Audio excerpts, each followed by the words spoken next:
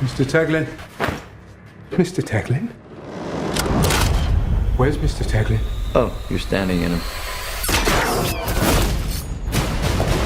Finally, the Sony Spider-Man villain extended universe has come to an end. Thank God. I literally had a little bit of expectation from this movie, but it went to the same direction as its predecessors. Kraven the Hunter is the sixth attempt in Sony's lame effort to stock the Spider-Man's enemies in movies that do not feature Spidey. So if you go 8 to 9 years ago, superheroes' origin stories were hot, and studios were making good money even with the poorest way to tell stories. Kraven the Hunter is directed by J.C. Chandor. He has previously directed movies like All Is Lost, The Most Violent Year, and Triple Frontier. And after making all those decent movies, he made this. So I'm gonna come to the point. Kraven the Hunter is not a good movie. Well, it is not on the same level of Madam Web, because that's just a classic.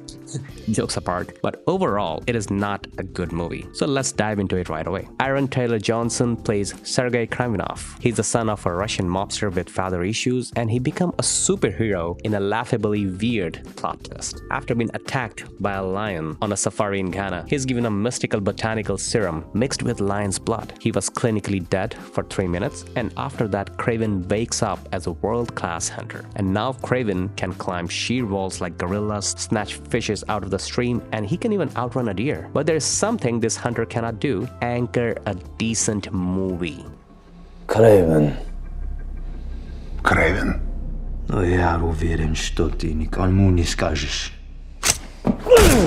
We have all seen the first 8 minutes of this movie, which was released on YouTube by Sony to attract audience because they wanted to tell us that, hey, how great this movie is gonna be, not like their previous failures. And honestly speaking, that was the best part of the movie, because the story never takes the shape with the proper narrative. Most of the time, a scene just drops. You know, it feels like the movie loses its interest and begins adding origin stories of third-rated bad guys like the Rhino, the Foreigner, before introducing Chameleon right at the end, as if another Kraven movie is coming. Surprise, it's not. There are so many characters crammed into this movie, none of them is developed properly.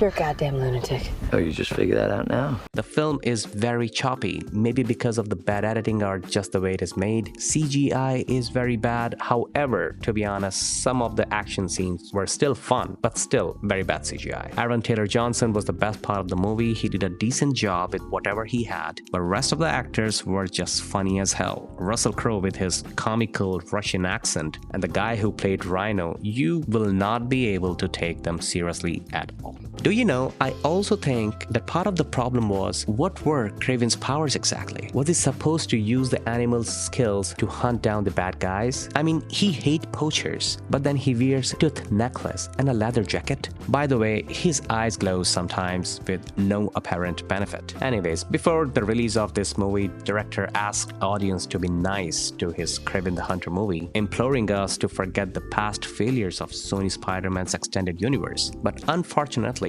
this marketing not only made a movie got more attention to why these Spider-Man villain movies are not working, but also given Sony all the reason that it has to have the entire cinematic universe collapse on itself. My rating for Kraven the Hunter is 4 out of 10. And you will become a legend. When the man comes around. When the man comes. So have you seen the Kraven the Hunter? If you have not, save your time. And if you haven't subscribed to the channel, please do so. Thank you very much for passing by.